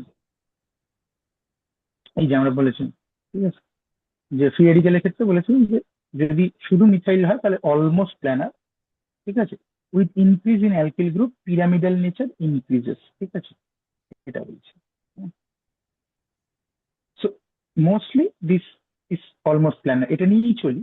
এটা আমরা কনসিডার করবো কারণ যখন আমরা স্টিরিওকেমিক্যাল ইমপ্লিকেশন অফ হ্যালোজেনেশন অফ ইয়ে পড়বো, অ্যালকেন, পরের ক্লাস অবভিয়াসলি, তখন এটা ডিল করবো যে পিরামিডাল নেচার হলে কি হবে, ঠিক আছে।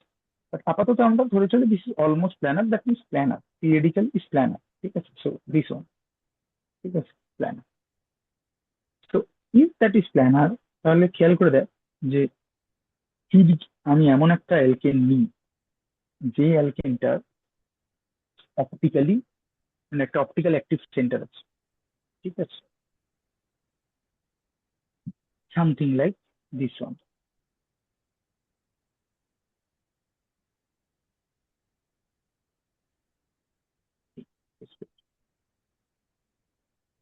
something like this one, CH2, CH2, Cl, CH3,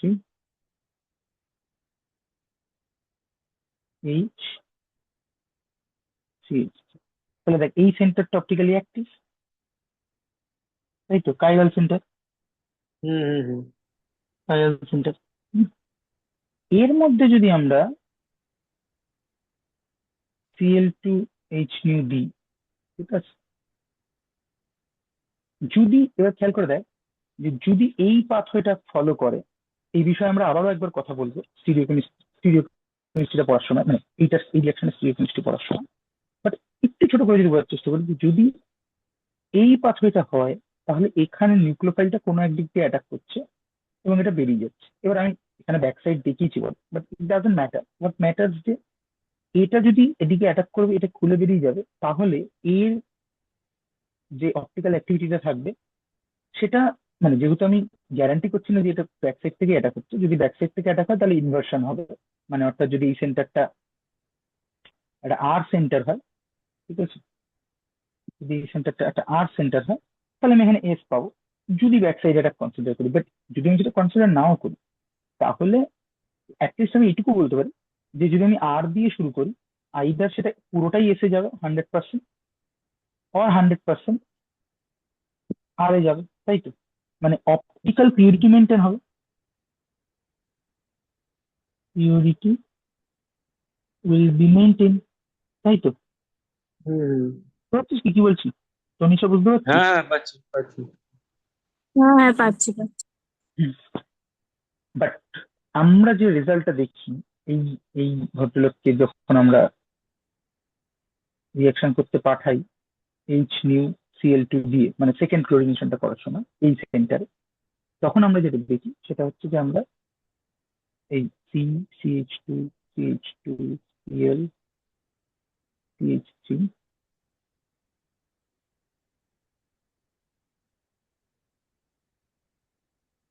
Cl CH3, এটাও পাই, আবার এটাও পাই, CH2Cl CH2 CH3।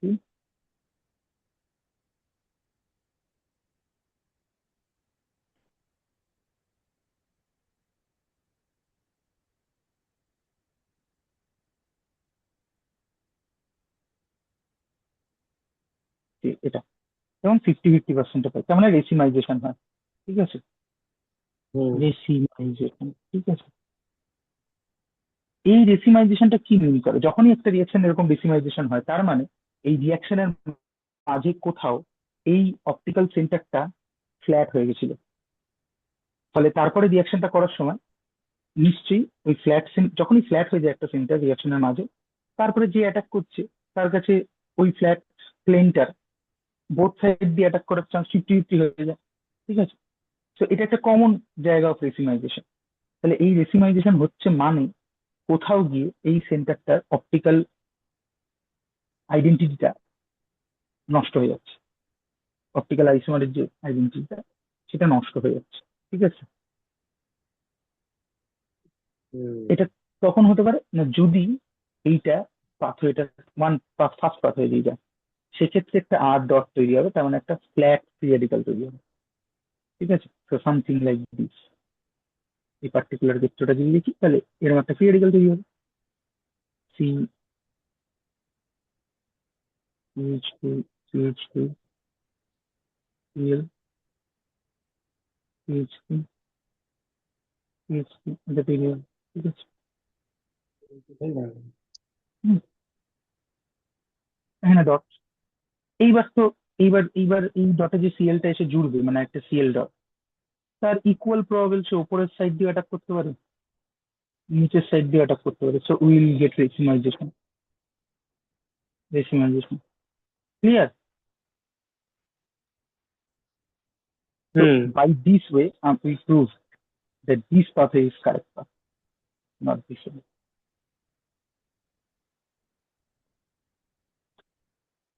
That clear কিনা?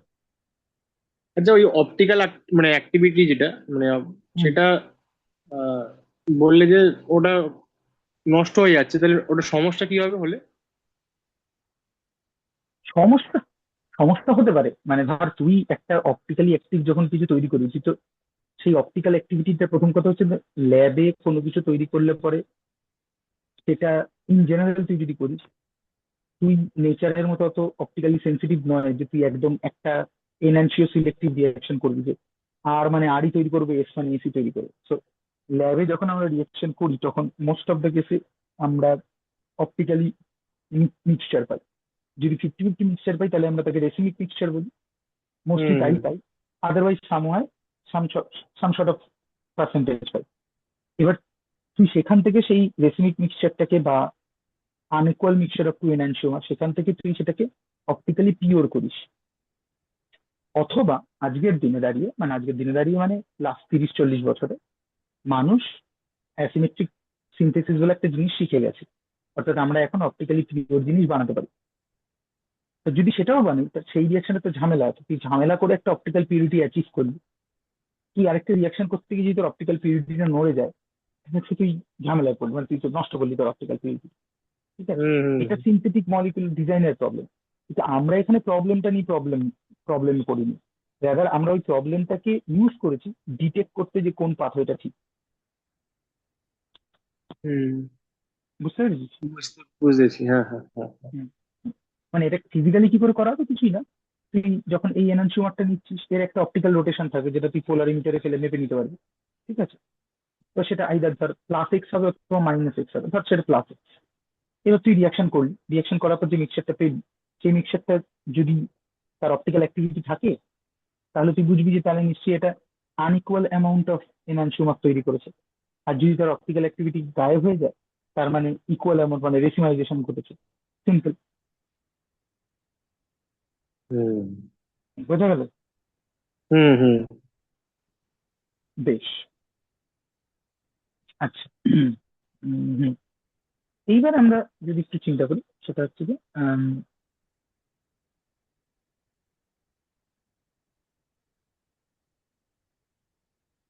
যে রিঅ্যাক্টিভিটি রিঅ্যাক্টিভিটি অফ হ্যালোজেন্স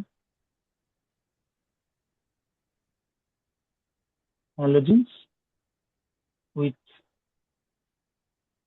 অ্যালকেন, ঠিক আছে? ঠিক আছে, সেই রিঅ্যাক্টিভিটিটা কি? না, জেনারেলি যে অবজার্ভ রিঅ্যাক্টিভিটি দেখা যায় সেটা হচ্ছে S2Cl2Br2I2, এই বরাবর রিঅ্যাক্টিভিটি ডিক্রিজেস, ঠিক আছে? Reactivity decreases. হুম। এটা কি করে করা যায়, সেটা হচ্ছে যে আমরা বেসিক্যালি যেটাকে কনসিডারেশন নিতে পারি যে ডেল্টা এইচ রিয়াকশন, ঠিক আছে? সেটা কি হবে না, summation of bond dissociation energy of bonds broken minus summation of bond dissociation energy of bonds form, ঠিক আছে? ঠিক আছে, মানে তুই যেটা বলছিলি তখন আগের পড়াটা, যে আমি বেসিক্যালি টোটাল ক্যালকুলেট করবো যে কোন কোন বন্ডগুলো ভাঙছে, তাদের বন্ড এনার্জি মাইনাস যে যে বন্ডগুলো তৈরি হচ্ছে তাদের বন্ড এনার্জি, ঠিক আছে? তো যদি আমরা ফ্লুরিনেশনের দিকে তাকাই,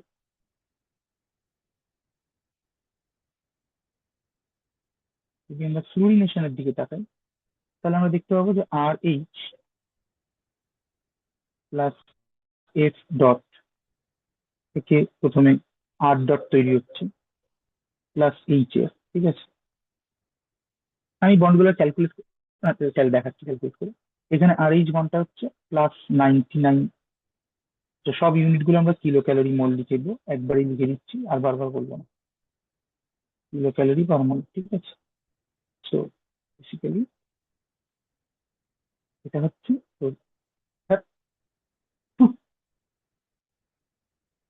বেসিক্যালি +99 কিলো ক্যালোরি পার মোল। আর ফ্রি রেডিকেল তো অলরেডি ভাঙা, তাহলে ওটার বন্ড এনার্জি নেই। এইচএফ এর বন্ড এনার্জি হচ্ছে 134, ঠিক আছে? আচ্ছা, সেকেন্ড স্টেপটা কি? সেকেন্ড স্টেপটা হচ্ছে এই আট ডটটা এস এফ এর সাথে রিয়াক্ট করে আর এস তৈরি করবে, আর তার সাথে এস ডট। এখানে যদি আমরা বন্ড এনার্জি দেখি, আট ডটের বন্ড এনার্জি নেই কোনো, এস এর 36 কিলো ক্যালোরি, এটা হচ্ছে +107। তাহলে এবার যদি আমি এখানে ক্যালকুলেট করি, এক্ষেত্রে প্রথম স্টেপটার ক্ষেত্রে ডেল্টা এইচ কত? -35 কিলো ক্যালোরি পার মোল, এটা হচ্ছে -71 কিলো ক্যালোরি পার মোল, ঠিক আছে? হলো। চলে আসি ক্লোরিনেশন।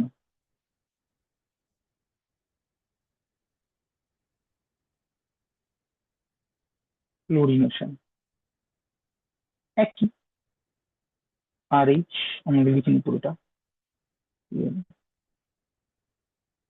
আর dot plus HCl R dot ClCl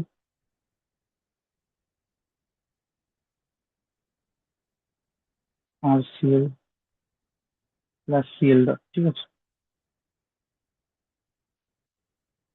এবার এখানে যদি আমরা চিন্তা করি, এটা হচ্ছে এগেইন 99, এটা হচ্ছে 102, এটা হচ্ছে 58, 78। So if you calculate delta H share will be কত হবে? 102, তার মানে হচ্ছে -3, আর এটার ডেল্টা এইচ হচ্ছে -20। তারপরে চলে আসি হচ্ছে ব্রোমিনেশন,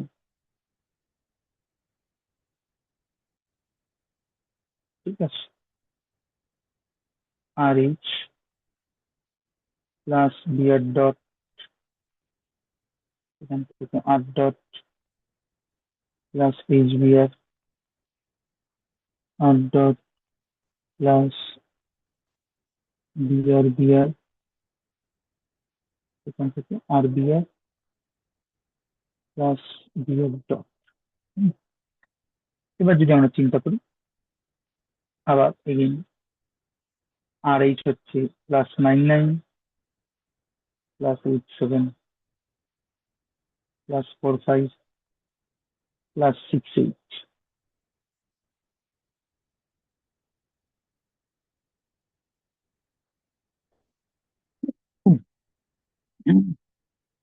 তো এখানে ডেল্টা এইচ হচ্ছে +12 মতো, এখানে ডেল্টা এইচ হচ্ছে -23 মতো। Last one আয়োডিনেশন।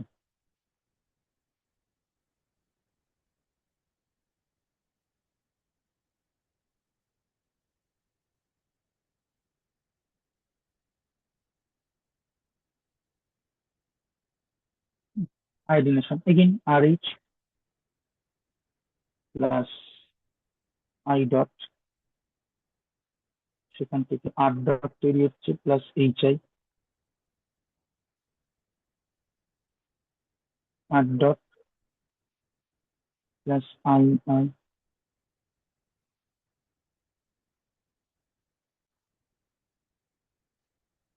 আই ডট এটা আবার লিখে ফেলি এখানে +99 +71 51 26। Iodine bond 36। একবার আমাকে একটু চেক করতে তো, আমি বোধহয় ভুলে দিচ্ছি।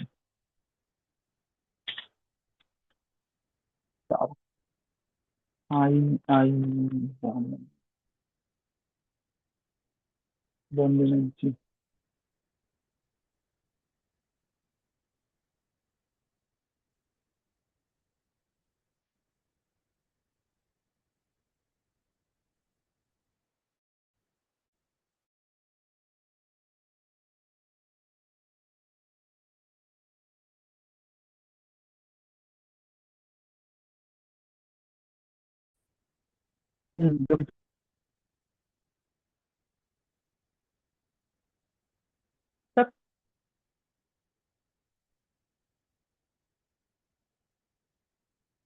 Exact Nifty conversion certificate.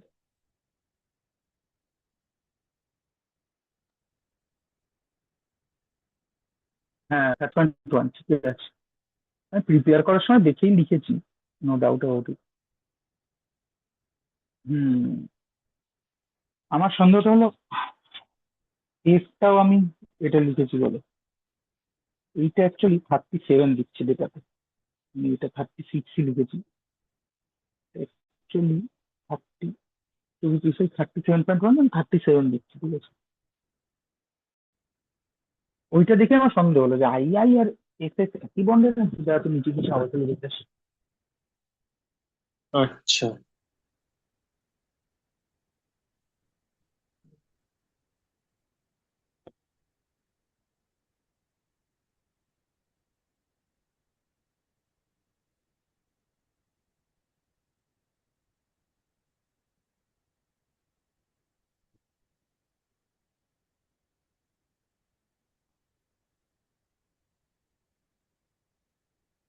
আর এইচটা 99, তাই তো? হ্যাঁ, মানে আর এইচ বলতে বেসিক্যালি কি, একটা কার্বন হাইড্রোজেন বন্ড, যে কার্বনটা একটা হ্যাঁ, হ্যাঁ, অ্যালিফেটিক কার্বন, ঠিক আছে। হ্যাঁ।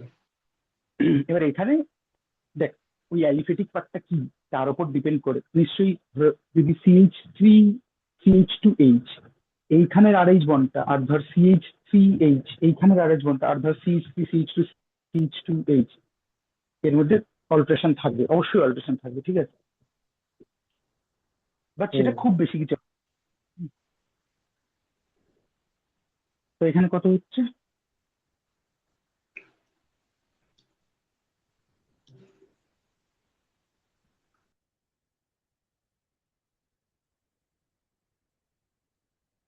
28।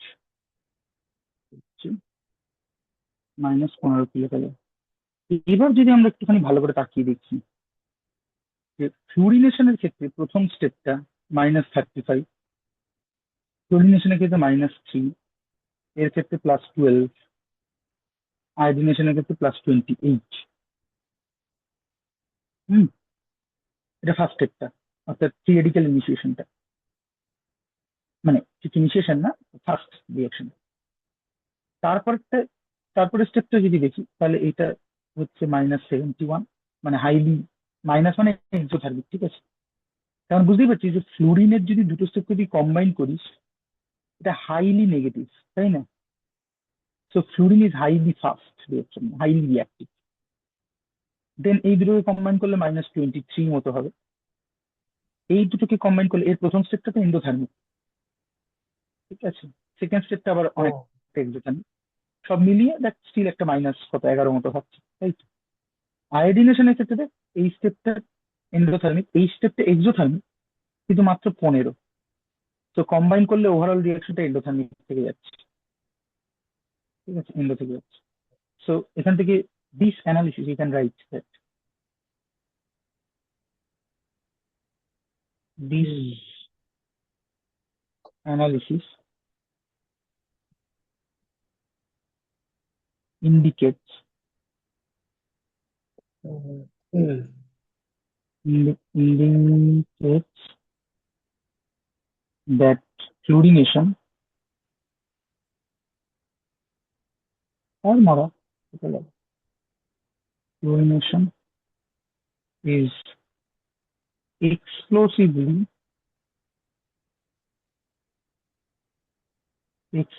fast. Fluorination and bromination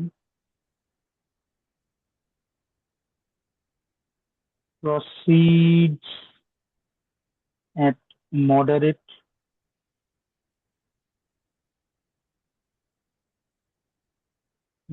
rate. Moderate এর মধ্যে একটা রেট আছে,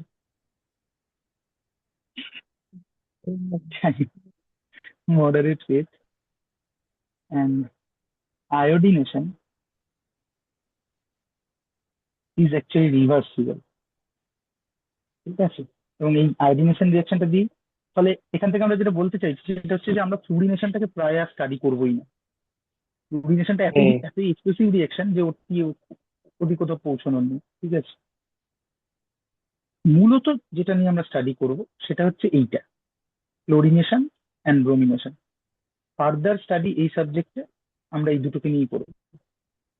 আর আয়োডিনেশন নিয়ে অল্প কিছু কথা বলবো, সেটা বলেই আজকের ক্লাসটা শেষ করবো, ঠিক আছে। এবং আয়োডিনেশন রিয়াকশনটা হচ্ছে রিভার্সিবল, ঠিক আছে। তো বেসিক্যালি তার মানে আমি যদি আয়োডিনেশন নিয়ে আমরা কথা বলতে চাইছি,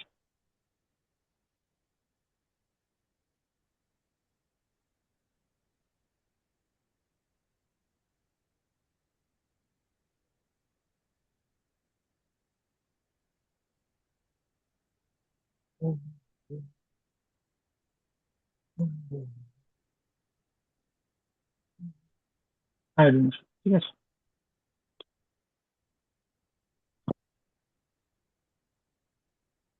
RH প্লাস I2,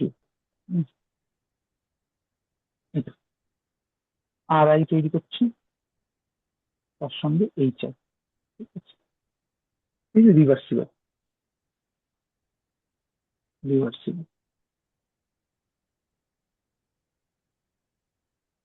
তাহলে একটা রিভার্সিবল রিয়াকশনকে আমরা যখন সিনথেটিক্যালি আমাদেরকে করতে হয়, মানে সিনথেটিক অর্গানিক কেমিস্ট্রিতে বা সিনথেটিক কেমিস্ট্রিতে যদি একটা রিয়াকশন আমাকে করতেই হয় যেটা রিভার্সিবল, বাট ইয়েটা আমাকে রিয়াকশনটা করতে হবে, তখন আমরা কি করতে পারি?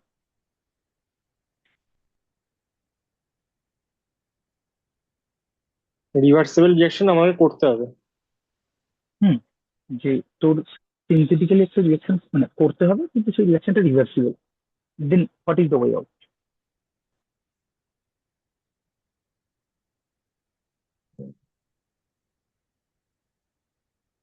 মানে আমাকে রিভার্সিবল রিয়াকশনটা করে প্রোডাক্টটা পেতে হবে, তো তাই তাই বলছো তো নাকি?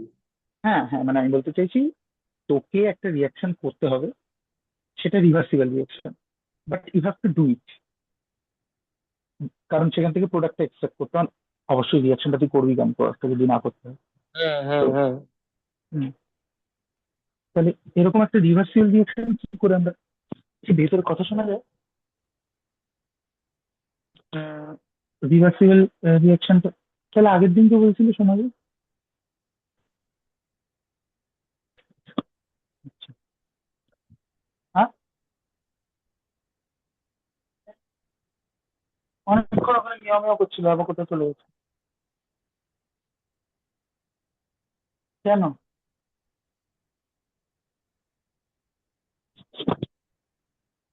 হ্যাঁ, কি যেন বলো, বল, কি বলছিলাম ভুলে গেলাম। ওই রিভার্সিবল রিয়াকশনটা হ্যাঁ, হুম, কিভাবে করব? কিভাবে করবো বল? হ্যাঁ, ইন জেনারেল আমি বলছি, ইন জেনারেল যদি একটা রিয়াকশনকে করতে হয় যেটা রিভার্সিবল, এটা আমাকে করতে হবে, প্রোডাক্ট এক্সট্রাক্ট করতে হবে, তখন what is the common methodology, what should be the common methodology?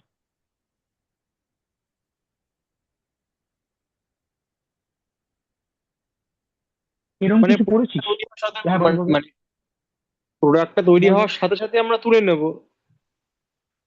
হ্যাঁ, এটা একটা রাস্তা, বাট আমি ইন জেনারেল রাস্তা যদি বলি, তোরা পড়েছিস এটা সামথিং কল লা চ্যাটেলিয়ার প্রিন্সিপাল। চ্যাটেলিয়ার মনে আছে? হ্যাঁ হ্যাঁ। কি ছিল না, আমরা যদি রিয়াক্ট্যান্ট সাইডের কিছু জিনিসের পরিমাণ বাড়াই, তাহলে প্রোডাক্ট রিয়াকশনটা মোর ফরওয়ার্ডে যাবে। আর যদি প্রোডাক্ট সাইডের কাউকে তুলে নিই, তাহলে রিয়াকশনটা, সরি, মোর ফরওয়ার্ডে যাবে। ঠিক আছে, মানে যেদিকে যেরকম কনসেন্ট্রেশন ব্যালেন্স করবে সেই অনুযায়ী রিয়াকশনটা এদিক ওদিক করবে।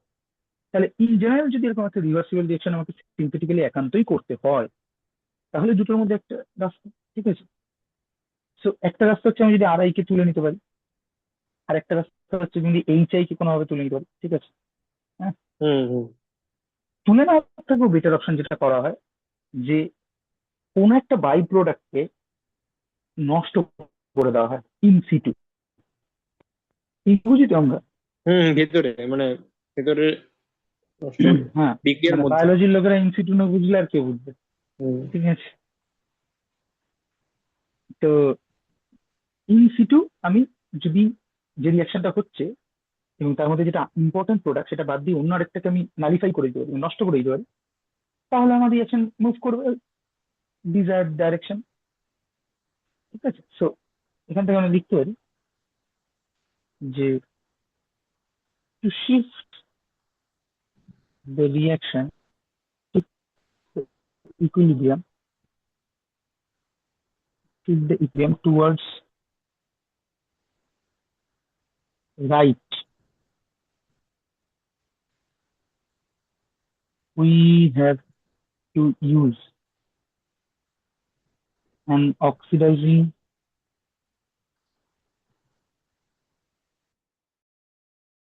agent such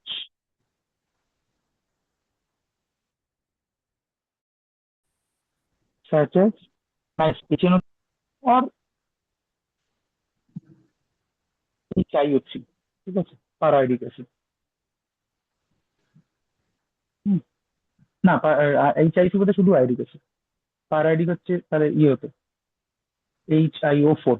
ঠিক আছে, হুম, আয়োডিক অ্যাসিড, হ্যাঁ, এটা।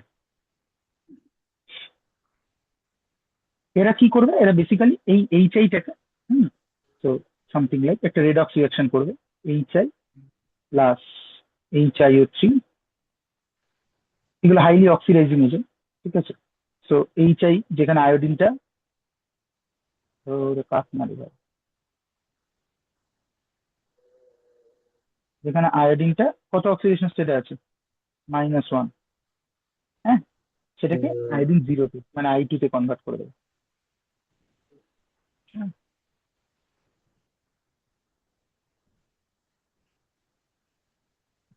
ঠিক আছে, এটা করে দেবে। এই পার্টিকুলার সেটা একটা মজা হলো যে এই I2 কে তুই আবার তোর রিয়াক্ট্যান্ট হিসেবে ইউজ করতে পারিস। ফলে ইনিশিয়ালি তুই খুব অল্প পরিমাণ I2 দিয়েই রিয়াকশনটা করে নিতে পারবি। ঠিক আছে, মানে তুই কোনো I2 নষ্ট হবে না, যে I2 এইচ আই তে তৈরি হলো ওটা আবার তুই I2 তে ব্যাক করে দিবি, আবার ওটা রিয়াকশন করলে পরে আলাদা, ঠিক আছে? তো এটা আমরা ওভাবে ইউজ করলাম, ঠিক আছে? হুম। মানে বাদিকের রিয়াক্টেন্টটাই আবার তো প্রোডাক্টও তৈরি হচ্ছে সেই কারণে।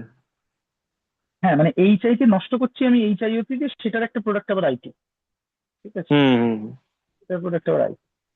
তো চল, কিন্তু এটা অ্যাকচুয়ালি ভাবে করা হয় না। এটা বেটার রিয়াকশন মেথড। সেটা হচ্ছে যে তুই একটা অন্য অ্যালকিল হ্যালাইড নে, লাইক আরসিএল অর আরবিআর, যে কোনো একটা নে, ঠিক আছে? নিয়ে তুই একে ট্রিট কর sodium iodide in methanol, in methanol, either CH3OH or acetone, যে কোনো একটা কমন সলভেন্টে দিয়ে ট্রিট কর। তুই এটা আরআই পেয়ে যাবি। তার সঙ্গে NaCl যদি ক্লোরাইডটা নিস, অথবা NaBr যদি এটা নিস, তাহলে পেয়ে যাবি। এই রিয়াকশনটা কেন হয়? এই রিয়াকশনটা কিরকম রিয়াকশন? এই রিয়াকশনটা হচ্ছে party SN2 reaction. This is party SN2 reaction, ঠিক আছে? পার্টি SN2 রিয়াকশন মানে রিয়াকশন মেকানিজম যদি কেউ জানতে চায়, তাহলে এখানে NaI আছে, NaI মানে হচ্ছে Na+I-। এই I- এখানে ব্যাক সাইড অ্যাটাক করবে, খুলে বের করবে, ঠিক আছে? মজাটা হচ্ছে রিয়াকশনটা হয়ে এত সহজ, ঠিক আছে? দুটো ক্রুশিয়াল পয়েন্ট আছে। এক নম্বর পয়েন্ট হচ্ছে যে, so we can write this reaction is happening due to following factor,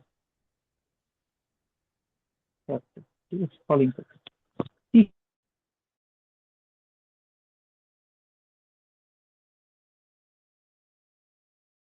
কি কি?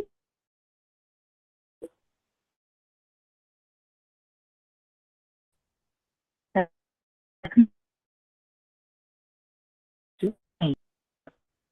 নিউক্লিয়ার, ঠিক আছে? Good nucleoside. আইমাস অলসো গুড লিভিং গ্রুপ, ঠিক আছে? মানে একটা SN2 রিয়াকশন হতে গেলে পরে যে তোর যেটা বেরিয়ে যায় সেটাকে আমরা লিভিং গ্রুপ বলি, আর যেটা নিউক্লিয়াস ঢোকে সেটাকে নিউক্লিয়াস জানি আমরা। এবার যেহেতু আয়োডিনের সাইজ অনেক বড়, ও খুব সহজে নিজের মাথার মাইনাস চার্জটাকে হোল্ড করতে পারে। ফলে যদি I- বেরিয়ে যেতে হয়, তাহলে একটা SN2 রিয়াকশনে বেরিয়ে যাওয়ার পর ওটা I- হবে। অ্যাজ I- মাইনাস চার্জটাকে খুব ভালো হোল্ড করতে পারছে, দ্যাট ইজ ওয়াই I- একটা বেটার লিভিং গ্রুপ। আবার এট দ্য সেম টাইম যেহেতু একটা বড় অরবাইটাল আছে, সেই অরবাইটালে মাইনাসটাকে রেখেছে, ফলে ওর নিউক্লিওফিলিসিটিও ওর বেশি, ঠিক হুম আছে? ফলে I- একটা peculiar nucleophile, which is a good file as long as also a good leaving group, ঠিক আছে? সো এখানে আমাদের ইম্পর্টেন্ট হচ্ছে I- good nucleophile. Good nucleophile বলেই এখান থেকে I- মানে গিয়ে এখানে অ্যাটাক করতে পারছে এবং ব্যাক সাইড থেকে এটা বের করে দিতে পারছে, ঠিক আছে? তার থেকেও একটা ইম্পর্টেন্ট ফ্যাক্টর আছে, সেটা হচ্ছে যে সোডিয়াম আয়োডাইড,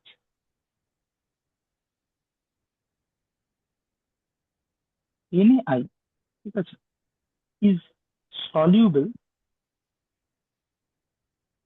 ইন মিথানল, ঠিক আছে? মিথানল বা অ্যাসিটোন, ঠিক আছে? But not NaCl, but not, এটা ভুল ইংরেজি, NaCl or NaBr is insoluble,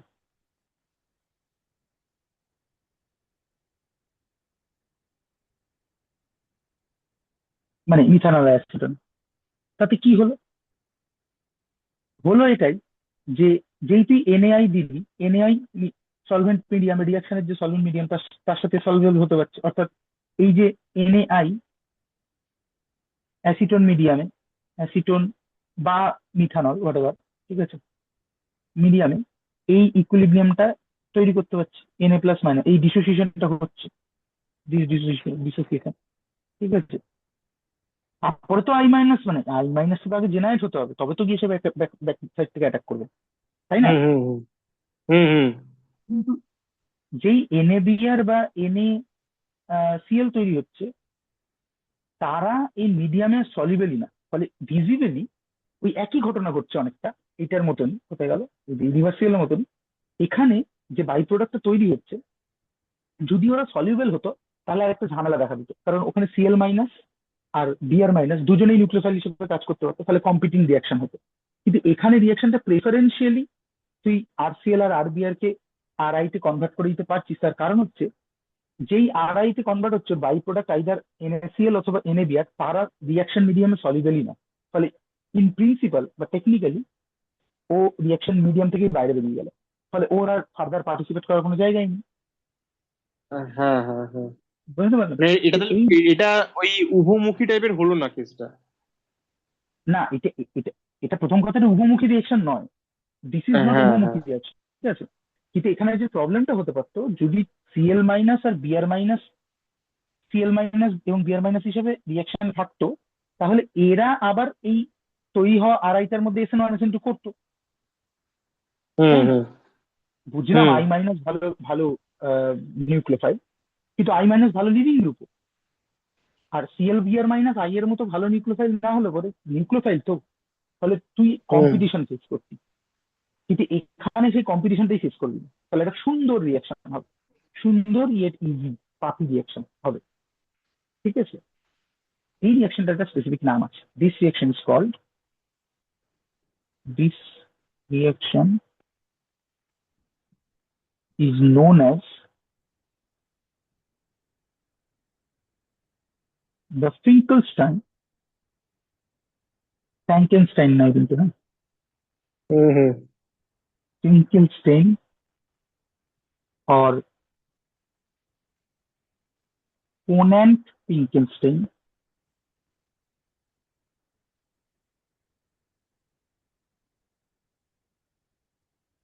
reaction. ঠিক আছে, হুম।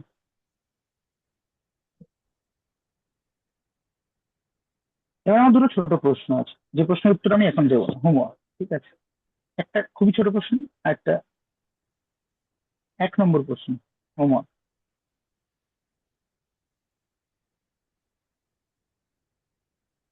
1 নম্বর, ঠিক আছে। প্রথম প্রশ্নটার জন্য আমি বলবো ইন্টারনেটের সাহায্য না নেওয়াই ভালো, কেমিস্ট্রি জ্ঞান থেকে একটু ভাবলেই আশা করছি উত্তর পেতে, না হলে নিতে পারিস ইন্টারনেট সাহায্য, কোনো অসুবিধা নেই। প্রথম প্রশ্নটা হচ্ছে যে Y NaI is soluble in acetone or methanol, but NaCl or NaBr is not? এটা প্রথম প্রশ্ন। দ্বিতীয় প্রশ্ন হচ্ছে,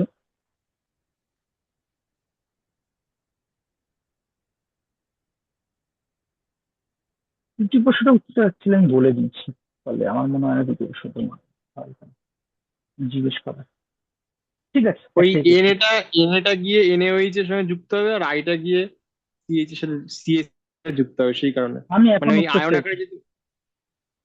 না, তুই ঠিক বলছিস না, প্রথম কথা যেটা বললি আমি যেটুকু বুঝতে পারলাম, এখানে NaOH এর কোনো গল্পই নেই। ঠিক আছে, সোজা প্রশ্ন হচ্ছে যে অ্যাসিটোন বা মিথানলে সোডিয়াম আয়োডাইড সলিউবল, কিন্তু NaCl বা NaBr তাদের ভাই ব্রাদাররা সলিউবল নয় কেন? ঠিক আছে, থিঙ্ক অ্যাবাউট ইট। আরেকটা প্রশ্নের উত্তর আমি দিয়ে দিয়েছিলাম, বেসিক্যালি যে প্রশ্নটা করতাম সেটা হচ্ছে যে যে write down the two possible mechanistic course for the chlorination of alkane, can you predict which mechanistic course is more reasonable from the energetics of the possible paths and how can you prove experimentally? এটা basically আমি এখানে করে দিচ্ছি। এই যে হয়ে গেল এইটা, তাই জন্য ওটা আর দিলাম না। ঠিক আছে, ঠিক আছে, আচ্ছা। বল কোনো প্রশ্ন থাকি করতে পারিস, না তো বাড়ি চালাতে পারিস। না, নাই। ঠিক আছে, ওটা বলিস যে এরপরে আমরা কবে আবার একটা ক্লাস করতে পারছি, মানে এরপরে আমাদের এমনি ক্লাস কবে আছে? শুক্রবার। শুক্রবারে, হ্যাঁ। ওকে, শুক্রবার কত তারিখ? 14। হ্যাঁ, 14 তারিখ। 14 তারিখ। ওকে, হ্যাঁ শুক্রবার হতে পারে, 15 তারিখ। শুক্রবারের ক্লাসটা আমরা 15 তারিখও করতে পারি, কারণ 15 তারিখ তো তোর ছুটি থাকবে। হুম, হুম। সেটা আমার সাথে একবার ডিসকাস করে নিচ্ছি, একটু খেয়াল করে ডিসকাস করিস তোরা নিজেদের গরজে, নাহলে আমি এতগুলো জিনিসের মধ্যে হচপচ হয়ে আছি, আমি কিন্তু ভুলে হুম, মেরে হুম, দেবো। হুম, ঠিক হুম। আছে, হ্যাঁ, ঠিক ঠিক আছে। আছে, ঠিক আছে। হুম। আর তোমার তোমার কি জীবন থেকে উই গেছে? আমি প্রায় 300 টাকা খরচা করে কীটনাশক অ্যাপ্লাই করেছি পুরো আলমারিটার মধ্যে। সেই জন্যই এখন এই 4 দিন মতো ওটাকে এবার মানে গন্ধগুলো উড়ে যাওয়ার জন্য সময় দিয়েছি। এবার দেখি কাল পরশু থেকে লাগতে হবে আবার ঘরটা গোছানোর জন্য। মেলা কাজ, ভালো লাগে না। হুম, বুঝলাম। ঠিক আছে। ঠিক আছে, ঠিক তানিশারও আছে, কোনো প্রশ্ন হ্যাঁ। নেই তাই তো? না না ঠিক আছে। বেশ, ঠিক আছে। দেখি ভিডিওটা হুম। কালকের মধ্যে আমি দিয়ে দেবো, মানে আজকেও দিয়ে দিতে পারি রাতে, আচ্ছা, দেখি। হুম, ঠিক আছে। ঠিক আছে, হ্যাঁ, হ্যাঁ, হ্যাঁ।